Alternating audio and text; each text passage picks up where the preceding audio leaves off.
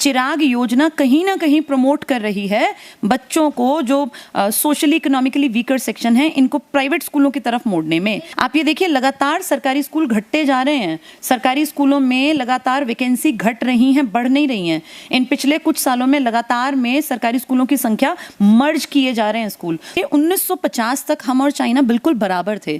1970s की starting तक हमारे इंडिया की ग्रोथ रेट जीडीपी उससे ज्यादा थी। जाति धर्म के झगड़ों को इतना बढ़ा के कि आप शिक्षा को ही भूल गए, देश का विकास होगा कैसे। नमस्कार, आप देख रहे हैं न्यूज़ 24 हरियाणा। मैं हूं आपके साथ स्नेहा तिवारी। गवर्नमेंट स्कूल में पढ़ने पर सरकार को आपको 500 रुपए देना पड़ेगा और अगर आप प्राइवेट स्कूल में जाते हैं तो आपको 1100 रुपए सरकार की तरफ से मासिक शुल्क दिया जाएगा। जी हाँ, ये बात बहुत तेजी से वायरल हो रही है और वायरल करने के पीछे कहीं ना कहीं मैम बबीता त्यागी जी भी इसके पीछे एक बहुत बड़ा श्रेय है, जो आज हमारे साथ मौजूद है, जिनसे हम बातचीत कर समझने की कोशिश करेंगे कि आखिर ये चिराग योजना है क्या और इसका प्रभाव किस तरीके से हमारे सोसाइटी पे पड़ने वाला है। सबसे पहले तो बहुत बहुत शुक्रिया हमें समय देने के लिए। बहुत बहुत धन्यवाद मैम। आपका बयान बहुत तेजी से वायरल हो रहा है और चूंकि ये समाज से जुड़ी बात है, चिराग योजना एक ऐसा योजना हो जाएगा कि अगर बाई चांस ये लागू हो जाता है पूरी तरीके से तो हमारा एक बहुत बड़ा तबका शिक्षा से वंचित रह जाएगा। देखिए, चिराग योजना पर पहली चीज़ जो मैं कहना चाहूँगी, सरकार ने अपना रुख पूरी तरह से स्पष्ट नहीं किया है।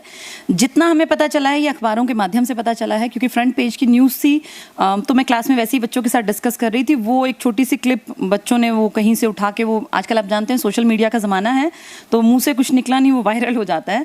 तो चिराग योजना पर बहुत ज़्यादा क्लैरिटी अभी सरकार ने नहीं की है और जितना समझ में आता है अखबारों की भाषा ने जो बयां किया वो ये था कि ऐसा करने से सरकार कहीं ना कहीं शिक्षा को प्राइवेट स्कूलों की तरफ मोड़ने के पक्ष में है।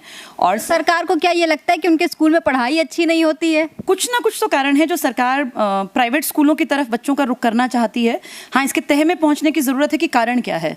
मेरा ये मानना है कि सरकारी स्कूलों में पढ़ाने वाले टीचर्स बेस्ट टीचर्स हैं देश के, कॉम्पिटिटिव पेपर क्लियर करके आते हैं। एक टीचर जो मैथ्स पढ़ाता है उसको हिंदी, इंग्लिश, साइंस, सोशल सब कुछ सीखना पड़ता है, तभी वो सरकारी स्कूल का पेपर पास कर सकता है और तभी वो टीचर बन सकता है। तो सरकारी स्कूल में टीचर्स में कोई कमी नहीं है। इंफ्रास्ट्रक्चर थोड़ा सा ज़रूरत है आज के समय के अनुसार सरकार को बढ़ाने की, लेकिन जो टीचर्स काम नहीं कर रहे हैं ना, इसके पीछे बहुत सारे कारण हैं और सरकार को ये ढूंढना पड़ेगा कि किन कारणों से। जैसे बहुत बार मैं पढ़ती हूँ, बहुत सारे लोगों का कहना है कि निजीकरण इसलिए ज़रूरी है कि सरकारी संस्थान में लोग काम नहीं करते हैं।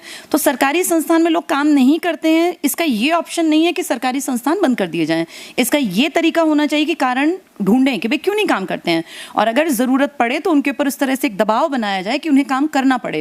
जैसे सरकारी स्कूल के टीचर्स को काम इतने ज़्यादा सौंप रखे हैं पढ़ाने के अलावा।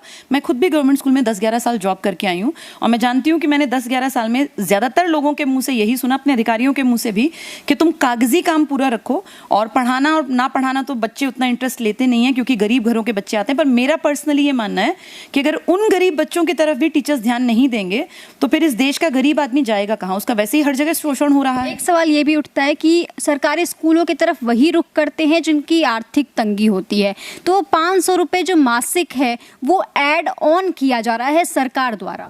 देखिए, ये जो बिल्कुल प्रॉपर सरकारी स्कूल हैं इनके लिए शायद नहीं है। ये जो चलेगा ये प्राइवेट संस्थानों की तरफ चलेगा, उनमें सरकार कुछ सहायता देने की बात कर रही है।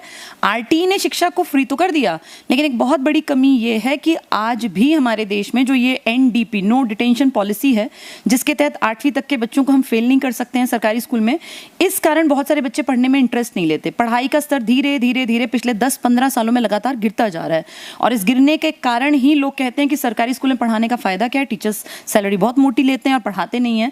तो इन सबके ग्रास रूट लेवल पे जाके अगर देखें तो कहीं ना कहीं बच्चों के मन में जो वो भय, वो एक डर था कि यार मैं पढ़ूंगा नहीं तो फेल हो जाऊंगा, ये खत्म हो गया और इसलिए बच्चा पढ़ाई से धीरे धीरे हटता चला गया। तो आपके नज़र में जो नो डिटेंशन पॉलिसी है वो गलत है या सही है? देखिए, नो डिटेंशन पॉलिसी 8वीं क्लास तक करना मेरे हिसाब से ठीक नहीं है। बच्चों के ऊपर पढ़ाई का थोड़ा सा प्रेशर होना जरूरी है, बहुत ज्यादा ना सही। हाँ, वो एक रेस ना हो जाए कि भाई गला काटो वाला काम ना हो, लेकिन एक बच्चे के आप खुद भी याद कीजिए, मैं भी देखूं, हमारे जितने व्यूअर्स हैं वो भी सोचें जब स्कूल में पढ़ते हैं हम लोग तो एक हल्का सा प्रेशर जिस टीचर का होता है, जिस टीचर का थोड़ा डर होता है, हम उसकी सारी कॉपी याद करके जाते हैं। जिस टीचर ने कभी कॉपी चेक नहीं करनी, कभी सुनना नहीं है, उसका काम भी हम नहीं करते। बच्चे को अपना भला बुरा नहीं पता होता है, ये जिम्मेदारी टीचर्स की और पेरेंट्स की है। और पेरेंट्स भी मैं देखती हूँ कई बार ऐसा करते हैं कि टीचर्स ने मेरे बच्चे से ये क्यों पूछ लिया, ये क्यों डांट दिया। देखिए, टीचर्स हमेशा बच्चे का भला चाहते हैं, चाहे कोई भी टीचर हो, गवर्नमेंट स्कूल है, प्राइवेट स्कूल है, कोई कोचिंग संस्थान है, ट्यूशन है, हर टीचर चाहता है मेरा पढ़ाया हुआ बच्चा कामयाब हो। तो टीचर अपने पार्ट पे बेस्ट देना चाहता है, पर पेरेंट्स को और सरकार को भी ये समझना पड़ेगा कि नो डिटेंशन पॉलिसी बच्चे के विकास में कहीं ना कहीं अवरोधक साबित हो रही है। पिछले 10 साल से आप देख लीजिए उठा के, बच्चों का 10 साल में इसका विरोध भी नहीं हुआ खुलकर। विरोध तो तब होगा ना जब इसके रिजल्ट आएंगे। अब आप देखिए धीरे धीरे करके सरकारी स्कूलों का रिजल्ट कहाँ पहुंच गया है, बच्चे बिल्कुल जीरो पे आ गए हैं, पढ़ाई लिखाई से नाता बिल्कुल तोड़ दिया। इस 2 साल के कोरोना काल ने बच्चों को शिक्षा से बिल्कुल हटा दिया। आज कोई बच्चा पढ़ के राजी नहीं है। पेरेंट्स को ये कह देते हैं कि स्कूल में मन नहीं लग रहा या हमें नहीं पढ़ना क्योंकि हमें मजा नहीं आ रहा। पढ़ाई मजे के लिए नहीं की जाती है, पढ़ाई की जाती है भविष्य के निर्माण के लिए। और कोई भी काम जो टफ है वो शुरुआत में तो अच्छा लगेगा ही नहीं। अगर टीचर्स अच्छे होंगे, काबिल होंगे, बच्चे को रोज स्कूल जाना पड़ेगा, तो धीरे धीरे देखिएगा बच्चे का मन अपने आप पढ़ाई की तरफ मुड़ जाएगा। अब ये ऑनलाइन ने तो बच्चों को इतना सत्यानाश कर दिया कि बच्चे पढ़ाई से बिल्कुल हट गए। आपके घर में बच्चे हैं, हमारे भी बच्चे हैं, जितने व्यूअर्स हैं ये भी जानते हैं, इन 2 सालों में पढ़ने वाले बच्चे भी नाकारा हो गए, वो भी पढ़ाई से हट गए। तो सरकार को ये देखना पड़ेगा कि सरकारी स्कूलों में जो पढ़ाई लिखाई का स्तर है उसको कैसे मेंटेन किया जाए। ये बच्चों के ऊपर थोड़ा सा एक होना चाहिए कि भाई पढ़ना जरूरी है। बिना कोरोना के समय हमने देखा कि पढ़ाई से तो बच्चे वंचित रह ही गए थे। घर में बैठ के कुछ फोन पे कुछ भी कर रहे हैं, मम्मी पापा को लग रहा है कि बच्चे पढ़ रहे हैं, तो उससे कितना ज़्यादा बड़ा सेक्शन है जो प्रभावित हुआ है, जो शिक्षा से वंचित रह गया, या कह सकते हैं कि जानबूझ के शिक्षा को अकेले छोड़ रखा है, हम अकेले बैठ रहे हैं। बिल्कुल, देखिए इन 2 सालों में आप देखिए नशे का प्रतिशतता कितनी बढ़ गई। अगर मैं हरियाणा की बात करूं, पहले पंजाब नंबर 1 था, लेकिन धीरे धीरे धीरे आंकड़े ये बयां कर रहे हैं कि हरियाणा नशे की तरफ जाता जा रहा है। हरियाणा में नशा अपनी जड़ें गांव तक पहुंचा रहा है। ये भी सुनने में आता है कि छोटी छोटी जो ये चाय पानी की दुकानें होती हैं ना शहरों में और कस्बों में, यहाँ नशा बिकने लगा। आप ये सोचिए जो चीज़ इतनी आसानी से अवेलेबल होगी तो क्या बच्चा उस तरफ नहीं चलेगा। पढ़ाई का दबाव है नहीं, पेरेंट्स को इस चीज़ से मतलब नहीं कि हमारे बच्चे किस रास्ते पे चल रहे हैं, तो बच्चा तो बिगड़ेगा ही बिगड़ेगा। अगर हमें अपने बच्चों को इस गलत रास्ते पे चलने से बचाना है तो ये बेहद जरूरी है। जागना पड़ेगा सरकार को, माँ बाप को, टीचर्स को, बच्चों को सही रास्ते पे ले जाना पड़ेगा। वो मना करते हैं पढ़ने से, आप पढ़ने पे बैठाइए। आप ये देखिए बच्चे की पीटीएम्स अटेंड कीजिए। सभी पेरेंट्स को भी मैसेज है, टीचर्स को भी, बच्चों को वापस से उस बचपने की तरफ हमें लौटाना पड़ेगा, नहीं तो ये 2 साल आपके बच्चे का बचपन खा गए हैं वापस। ठीक है, अब अभी पहले करियर ऑप्शंस चूंकि कम थे तो लोगों को लगता था कि हमें पढ़ना है तभी हमारा करियर बनेगा। आज लोग कहते कोई बात नहीं, हमारा फोन है, इस पे रील बना के डाल देंगे, वायरल तो हो ही जाएंगे। लेकिन देखिए ये इस तरह से रील बना के वायरल होने वालों का भविष्य नहीं है। ये तो 4 दिन की चांदनी है, फिर अंधेरी रात है। देश का भविष्य तब बनेगा जब बच्चे पढ़ेंगे, लिखेंगे, काबिल बनेंगे, गलत संगत में नहीं पड़ेंगे। ये रील बनाने से देश का भविष्य नहीं बनेगा। आज चाइना नंबर 1 इकोनॉमी है, कारण उसने आप ये देखिए 1950 तक हम और चाइना बिल्कुल बराबर थे। 1970s की स्टार्टिंग तक हमारे इंडिया की ग्रोथ रेट जीडीपी उससे ज्यादा थी। मैं ये आंकड़े वैसे ही नहीं कह रही हूँ, आप इसको गूगल कर सकती हैं। तो मैंने खुद वीडियो बनाई। जी आप ये देखिए 1978 से, इनफैक्ट अगर मैं सही बात करूं बिल्कुल एग्जैक्टली 1990 से आज 2022 में हम बैठे हैं, महज इन 30 सालों में चाइना ने ऐसा क्या कर दिया। चाइना ने अपनी पीढ़ी पे काम किया, उसने ह्यूमन रिसोर्स तैयार किया। जब हम लोग अपने टाइम को खराब कर रहे हैं ना फिजूल की बहसों में, कभी हम धर्म के नाम पे, जाति के नाम पे, कभी किसी भी बात पे लड़ने लगते हैं। देखिए जाति जरूरी है, धर्म जरूरी है, जिनको ठीक है जो उसमें खुश है खुश रहें, लेकिन जाति धर्म के झगड़ों को इतना बढ़ा के कि आप शिक्षा को ही भूल गए, देश का विकास होगा कैसे। चाइना आज स्पोर्ट्स में नंबर 1 है, हर चीज में नंबर 1 है। अब कुछ लोग सुनने वाले कहेंगे तो मैम चाइना ही चली जाएं। देखिए ये समझदारों की बातचीत नहीं होती है। जो आज नंबर 1 है वो किस कारण से नंबर 1 है और हम क्यों पीछे रह गए। भारत 1950 में जब बराबरी पर था, एक दौर था जब हड़प्पा के दुनिया आर्थिक स्थिति भी बहुत अच्छी थी चाइना के मुकाबले, लेकिन देखिए उन्होंने किस तरीके से अपने ह्यूमन रिसोर्स का यूटिलाइज किया और हम उस चीज को नहीं कर पा रहे। जी, उन्होंने मैम सबसे बड़ा काम किया पहले अपने लोगों की शिक्षा पे। उन्होंने राइट टू एजुकेशन 1990 में कंपलसरी कर दिया, जो हम आज तक भी अपने कह रहे हैं ना कि सरकारी स्कूल से हटके इस तरफ चले जाएं, वो 1990 में अपने हर बच्चे को पढ़ाने के पक्ष में थे। उन्होंने स्किल डेवलपमेंट पे काम किया, मैन्युफैक्चरिंग यूनिट्स लगा दी। आज चाइना का माल हर घर में है, दिवाली की लड़ियों से लेके होली की पिचकारी तक। पिचकारी, मैम फोन तो बहुत बड़ा एग्जाम्पल है, वो तो चलिए हम थोड़ा सा ये मानते हैं अमीर आदमी या इस तरह का आदमी, पिचकारी तो हर बच्चा इस्तेमाल करता है ना। और ये लड़ियां और घर के अगर सामान कहूँ तो बेसिक जितने सामान आपके घर में सुबह उठने से आप इस्तेमाल करते हैं रात के सोने तक, उनमें मेजर पार्ट चाइना का है। तो चाइना नंबर 1 कैसे बन गया? सिर्फ 2 चीजें करके, अपने लोगों को पढ़ा के और स्किल डेवलपमेंट करके। तो इंडिया के लोगों को जागना पड़ेगा, सरकार को भी ये देखना पड़ेगा, जब तक एजुकेशन का स्टैंडर्ड ठीक नहीं होगा और स्किल डेवलपमेंट के प्रोग्राम सरकार नहीं चलाएगी तब तक बात नहीं बनेगी। स्किल डेवलपमेंट कहने के नहीं, चलाए तो सरकारों ने है स्किल डेवलपमेंट, लेकिन उनका रिजल्ट कहाँ है? 8 साल इस सरकार को हो गए, पिछले 70 साल कहते थे कांग्रेस ने राज किया। इन सालों में हमारा सिर्फ ये क्वेश्चन है, चाहे किसी पार्टी की सरकार रही, इसमें जनता पार्टी भी हमने देखी, हमने गठबंधन की सरकारें देखी, कांग्रेस का लंबा राज देखा, 8 साल से पूरी तरह से बीजेपी ही छाई हुई है देश में। राष्ट्रपति, प्रधानमंत्री, सारे बड़े ओहदों पे इन्हीं के लोग बैठे हैं। तो मेरा क्वेश्चन सिर्फ ये है कि इतनी सरकारें आई और गई, किसी ने भी शिक्षा के ऊपर ढंग से काम नहीं किया, और जब तक सरकार शिक्षा पे काम नहीं करेगी देश का आगे विकास नहीं होगा।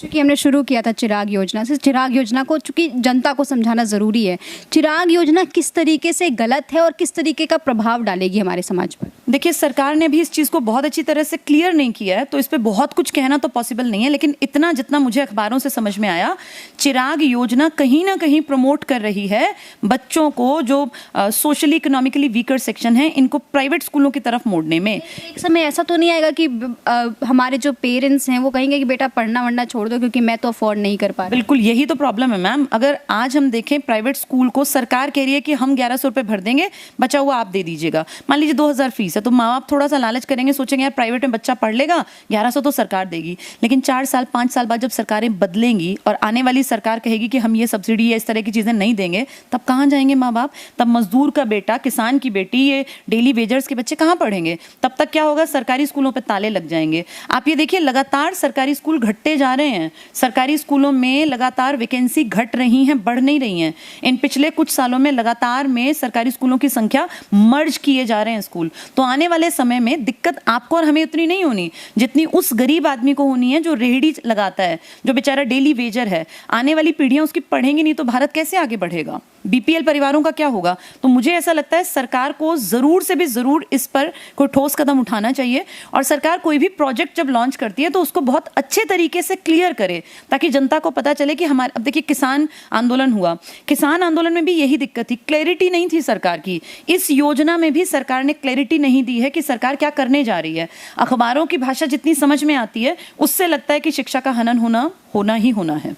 ठीक है, हर चीज़ में हमने देखा है प्राइवेट कंपनियां घुसेड़ी जा रही हैं, चाहे वो रेलवे है, चाहे वो भेल है, चाहे वो बैंक्स हैं, चाहे वो एयरपोर्ट्स हैं। अब सरकारी स्कूलों की बारी है। जिस दिन शिक्षा में सारी तरह से प्राइवेटाइजेशन हो गया ना, तो आप ये मानिएगा बीपीएल परिवारों के बच्चे, जो एक आबादी का एक बहुत बड़ा हिस्सा है, वो पढ़ नहीं पाएंगे, क्योंकि इतनी फी देना उनके बस की बात नहीं है।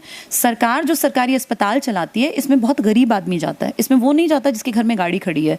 सरकारी स्कूलों में वो बच्चा पढ़ता है जिसके पिताजी के पास महीने के हजारों रुपए की कमाई नहीं आती। तो इन लोगों से इस तरह की सुविधाएं छीनना बहुत गलत है। और भारत क्योंकि डेमोक्रेटिक देश है, यहाँ जैसे कई लोग कहते हैं कि विदेशी जो देश हैं जो आगे बढ़ गए हैं, यहाँ हर चीज़ प्राइवेटाइज है, तो भारत को क्यों ना करें? कर सकते हैं, लेकिन उससे पहले आप उसके स्तर तक तो पहुंचिए। क्या आपकी जनता उतनी काबिल है कि प्राइवेट सेक्टर में जाके सस्टेन कर पाए? आपके लोगों में उतना कैलिबर है? अगर आपने भारत का इतना विकास कर दिया कि भारत में पढ़ने वाला हर बच्चा इस काबिल है कि प्राइवेट में वो अच्छा कमा खा सके, तो ठीक है, कर दीजिए प्राइवेटाइज। अभी तो हम हंगर इंडेक्स में भी पाकिस्तान बांग्लादेश से नीचे जा रहे हैं, तो मैं वही तो कह रही हूँ, अभी प्राइवेटाइजेशन करना ठीक नहीं है। प्राइवेटाइजेशन तब कर सकते हैं जब हमारा एक स्टैंडर्ड मेंटेन हो जाए, भारत का हर बच्चा काबिल हो। देखिए, सर्वाइवल ऑफ द फिटेस्ट होता है प्राइवेट सेक्टर में, जो फिट है वो सर्वाइव करेगा, अदरवाइज गायब हो जाएगा। तो इस इतनी बड़ी इकोनॉमी में जहां बीपीएल परिवारों की तादाद बहुत ज्यादा है, आप ये वाला प्राइवेटाइजेशन का फंडा भारत में अभी नहीं है। भारत इस काबिल, अभी अगर आप भारत पे अब काम करेंगे ना, अगर ग्रास रूट लेवल पे शिक्षा पे काम करें, स्किल्स पे काम करें, तो 20 साल बाद आप कर दीजिएगा प्राइवेटाइज, जब हर आदमी काबिल हो। अभी तो भारत काबिल ही नहीं है, पेट भरने के लाले पड़े हुए हैं, आप कैसे प्राइवेटाइजेशन की बात कर सकते हैं पूरी तरह से? एक और सवाल है, आपके कोचिंग सेंटर के बाहर लिखा हुआ है कि सरकारी नौकरियां ना कल कम थी ना आज कम है, लेकिन हरियाणा अगर मैं बात करूँ, क्योंकि हरियाणा में बैठे हुए हैं, हरियाणा में सबसे ज़्यादा बेरोजगारी दर है, ये कैसा है? बेरोजगारी दर तो है, ये मान लिया, लेकिन आप ये देखिए हरियाणा में नौकरियों में भी बहुत बच्चे अब लगे हैं। हाल फिलहाल के अगर सरकारी आंकड़ों के हिसाब से भी देखें तो हजारों नौकरियां सरकार ने दी हैं। हाँ, ये अलग बात है कि क्योंकि आबादी बहुत ज्यादा है और वो स्किल्ड नहीं है। आबादी ज्यादा होना भी दिक्कत नहीं है। अब जैसे बहुत लोग कहते हैं कि आबादी आबादी आबादी ही कारण है। एक चीज अगर हमारी कमजोरी है, पहले उस चीज को माने। ठीक है, भारत में आबादी ज्यादा है, लेकिन अब क्वेश्चन मार्क ये है कि तो क्या विकास नहीं करें? तो ऐसी कोई पॉलिसी ना लाएं। हर आदमी कह देता है सरकार क्या करे, आबादी ज्यादा है। आबादी ज्यादा है, इसको एक्सेप्ट करे, ये हमारी कमजोरी है, लेकिन इससे ओवरकम कैसे करना है? उस आबादी में ज्यादातर लोगों को स्किल डेवलपमेंट के प्रोग्राम्स के तहत कवर किया जाए। यहाँ अच्छे प्लम्बर्स, अच्छे टीचर्स, अच्छे आर्किटेक्ट, अच्छे डॉक्टर्स, अच्छे कुछ भी तो आप देखिए जो बहुत बेहतरीन लोग हैं ना वो बाहर निकल जाते हैं। जैसे इंडिया में छोटे स्तर पे भी बहुत बड़ी कमी है, और जब तक स्किल्स के ऊपर काम नहीं होगा, एजुकेशन के ऊपर काम नहीं होगा, बढ़ती आबादी एक दिन में कम नहीं होगी। तो हम ये सोचें कि आज कम हो जाएगी, बढ़ती आबादी धीरे धीरे घटेगी, 10-20 साल लगेंगे, पर तब तक भी तो भारत को कहीं ले जाना है। तो इसके लिए भारत में सरकार को शिक्षा पे काम करना पड़ेगा। नौकरियां पहले भी थी, आज भी हैं, लेकिन एक बड़ा प्रतिशत तब भी भारत में सरकारी नौकरी, ऐसा नहीं हो सकता कि हर किसी को मिल जाए, तो पॉसिबल ही नहीं है। आबादी का एक बड़ा प्रतिशत है जिसको सरकारी नौकरी नहीं मिलेगी, लेकिन बहुत सारे लोगों को सरकारी नौकरी मिल सकती है अगर वो मेहनत करें। बेरोजगारी का बड़ा कारण सिर्फ सरकारी नौकरी नहीं है। बेरोजगारी का एक बड़ा कारण है लोग पढ़े लिखे हैं लेकिन स्किल्स नहीं है। 12वीं कर गए हैं, ग्रेजुएशन कर गए, पीजी कर गए, बाहर जाते हैं तो पूछते हैं किस चीज में तुम्हारा क्या एक्सपीरियंस है, तो निल। इसलिए दिक्कत है बेरोजगारी की। पढ़ाई जिस दिन काबिल हो जाएगी, जिस दिन लोग स्किल्स में कुछ ना कुछ गेन कर लेंगे, अगर उन्हें अच्छा काम आ जाएगा। आप ये देखिए आईटीआई टाइप के जो इंस्टीट्यूट्स थे इंडिया में, ये क्यों बनाए गए थे? ताकि हमें बेहतरीन प्लम्बर, इलेक्ट्रिसिटी वाले जुड़े हुए काम या इस तरह के छोटे मोटे कामों में एक ऐसी जनरेशन डेवलप कर दें जो स्किल्ड हो, लेकिन ये नहीं हो पाया। आप किसी भी आईटीआई के बाहर जाके देखिए, बच्चे पढ़ते लिखते नहीं हैं, और इस तरह का माहौल होता है कि कोई कुछ सीख ही नहीं पाता है। ये कहीं ना कहीं सरकार को ध्यान देना पड़ेगा। पूरे सिस्टम में कमजोरी है, और सिस्टम तब उभरेगा जब एजुकेशन पे काम होगा। जी, बहुत बहुत शुक्रिया हमें समय देने के लिए। तो अभी हमने एक बहुत सार्थक चर्चा की किस तरीके से हमारे समाज को डेवलप किया जा सकता है। साथ ही साथ ये भी चर्चा की कि चिराग योजना हमारे देश पर, हमारे समाज पर किस तरीके से प्रभाव पड़ेगा। आपकी क्या कुछ राय है, हमें कमेंट सेक्शन में ज़रूर बताइएगा। चलती हूँ, नमस्कार।